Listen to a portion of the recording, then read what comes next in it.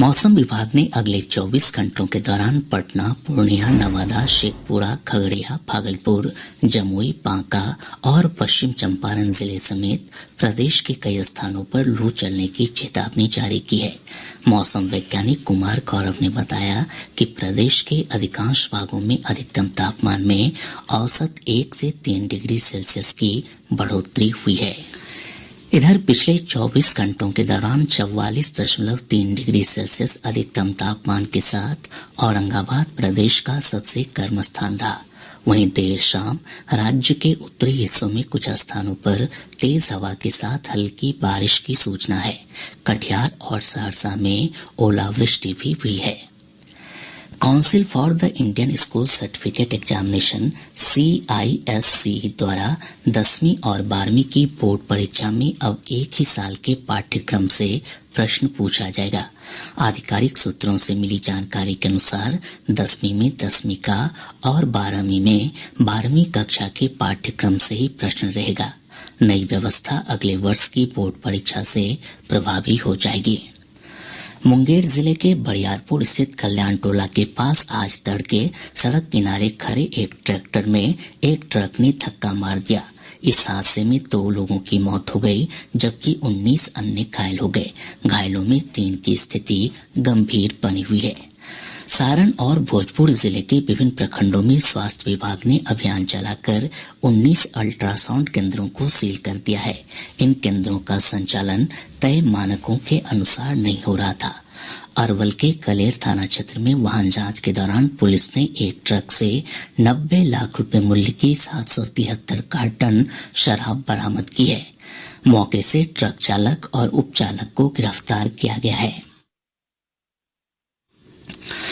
Danapur railway station से rail police ने 5 kilo से अधिक चरस के साथ 3 तस्करों को गिरफ्तार किया है। वहीं पूर्वी चंपारण जिले के पिपरा कोठी थाना क्षेत्र से पुलिस ने एक वाहन से 18 किलो गांजा के साथ 2 तस्करों को गिरफ्तार किया। मुजफ्फरपुर जिले के सदर थाना क्षेत्र के कच्ची पक्की में अपराधियों ने कुख्यात राजीव कुमार की गोली मारकर हत्या कर दी। अररिया जिले के नरपतगंज से STF और पुलिस की टीम ने कुख्यात अपराधी मुन्ना मियां को गिरफ्तार कर लिया है। उस पर अररिया और सुपौल जिले के विभिन्न थाना क्षेत्रों में 16 से अधिक मामले दर्ज हैं।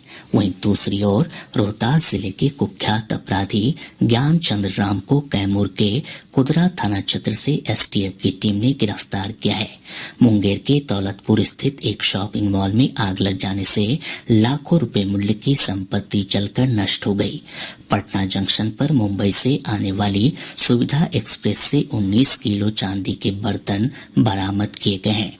बरामद चांदी के बर्तन का बाजार मूल्य 15 लाख रुपए से अधिक बताया जाता है। लोकसभा चुनाव के पहले विपक्षी दलों को एकजुट करने की मुहिम के तहत मुख्यमंत्री नीतीश कुमार का आज नई दिल्ली में कांग्रेस अध्यक्ष मल्लिकार्जुन खड़गे से मुलाकात करने का कार्यक्रम है। मुख्यमंत्री की वाम दलों के नेताओं के साथ भी बैठक की संभावना है। माना जा रहा है कि इस बैठक में पटना में प्रस्तावित विपक्षी एकजुटता के लिए होने वाली बैठक की तारीख तय की जाएगी। गौरतलब है कि श्री कुमार ने कल इसी सिलसिले में दिल्ली के मुख्यमंत्री अरविंद केजरीवाल से मुलाकात की थी। राज्य सरकार ने चमकी बुखार AES से निपटने के लिए मानक संचालन प्रक्रिया SOP जारी की है। राज्य स्वास्थ्य समिति के कार्यपालक निदेशक संजय कुमार सिंह ने बताया कि इसके तहत स्वास्थ्य विभाग ने अस्पतालों के लिए दवाओं की संख्या तय कर दी है। उन्होंने बताया कि AES से प्रभावित 12 जिलों के प्राथमिक स्वास्थ्य केंद्र, अनुमंडलीय अस्पताल और रेफरल अस्पताल में 29 प्रकार की दवाओं की आपूर्ति की जाएगी। वहीं जिला अस्पताल और मेडिकल कॉलेजों में 43 प्रकार की दवाओं की संख्या तय की गई है। इन दवाओं की खरीदारी बिहार वित्त नियमावली और विभागीय क्रय अनुदेशों का पालन करते हुए की जाएगी। जिलों के स्वास्थ्य संस्थानों में संबंधित दवाओं की निरंतर आपूर्ति और पर्याप्त उपलब्धता सुनिश्चित करने के लिए अपर मुख्य चिकित्सा पदाधिकारी और जिला वेक्टर बोर्ड पदाधिकारी समान रूप से उत्तरदायी होंगे। राज्य सरकार ने भूदान भूमि वितरण जांच आयोग को भंग कर दिया है। राजस्व और भूमि सुधार विभाग ने इसकी अधिसूचना जारी कर दी है। विभाग के भू अर्जन निदेशक सुशील कुमार ने बताया कि आयोग के अध्यक्ष अशोक कुमार चौधरी, सदस्य विनोद कुमार झा और रामविलास पासवान ने 3 मार्च को इस्तीफा दे दिया था। इसके पहले उन्होंने जांच प्रतिवेदन राजस्व और भूमि सुधार विभाग को सौंप दिया था। गौरतलब है कि पटना उच्च न्यायालय के निर्देश के बाद 2 नवंबर 2017 को इस आयोग का गठन किया गया था।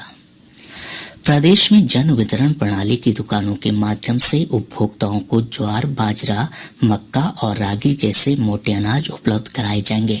खाद्य और उपभोक्ता संरक्षण विभाग के सचिव विनय कुमार ने बताया कि फिलहाल सभी जिलों में मोटा अनाज लेने के इच्छुक परिवारों की जानकारी के लिए सर्वेक्षण कराया जा रहा है।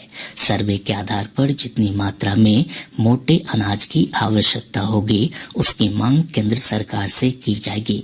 गौरतलब है कि केंद्र सरकार मोटे अनाज में उपलब्ध पौष्टिक गुणों के आधार पर इसे बढ़ावा देने के लिए विशेष अभियान चला रही है। प्रधानमंत्री नरेंद्र मोदी ने कहा है कि भारत एक स्वस्थ विश्व बनाने के मकसद से सभी प्रयास करने के लिए प्रतिबद्ध है। श्री मोदी ने जेनेवा में 76वीं विश्व स्वास्थ्य सभा को वर्चुअल माध्यम से संबोधित करते हुए कहा कि अच्छे स्वास्थ्य के लिए भारत का दृष्टिकोण एक पृथ्वी एक स्वास्थ्य है। उन्होंने कहा कि भारत के प्राचीन शास्त्र पूरे विश्व को एक परिवार के रूप में देखना सिखाते हैं। प्रधानमंत्री ने कहा कि G20 की अध्यक्षता के दौरान भारत एक पृथ्वी एक परिवार एक भविष्य के विचार के साथ काम कर रहा है। उन्होंने विश्व स्वास्थ्य संगठन के पहले वैश्विक परंपरागत औषधि केंद्र की स्थापना भारत में करने पर प्रशंसा व्यक्त की। भारतीय रिजर्व बैंक RBI ने सभी बैंकों को निर्देश दिया है कि वे 2000 रुपए का नोट बदली कराने वाले ग्राहकों को किसी फॉर्म और पहचान संबंधी दस्तावेज जमा किए बिना नोट बदलने की सुविधा प्रदान करें। RBI ने कहा है कि ग्राहक बैंक शाखाओं में एक बार में 20,000 रुपए तक के नोट बदल सकते हैं। यह सुविधा 23 मई से 30 सितंबर तक उपलब्ध रहेगी। गौरतलब है कि RBI ने बीते शुक्रवार को 2000 के करेंसी नोट वापस लेने की घोषणा की थी। हालांकि 2000 रुपए का नोट वैध बना रहेगा। केंद्रीय गृह मंत्री अमित शाह ने कहा है कि प्रधानमंत्री नरेंद्र मोदी के नेतृत्व में भारतीय जनता पार्टी की सरकार ने देश में अन्य पिछड़ा वर्ग OBC का कल्याण सुनिश्चित करने के ठोस प्रयास किए हैं। श्री शाह अहमदाबाद में एक कार्यक्रम को संबोधित कर रहे थे।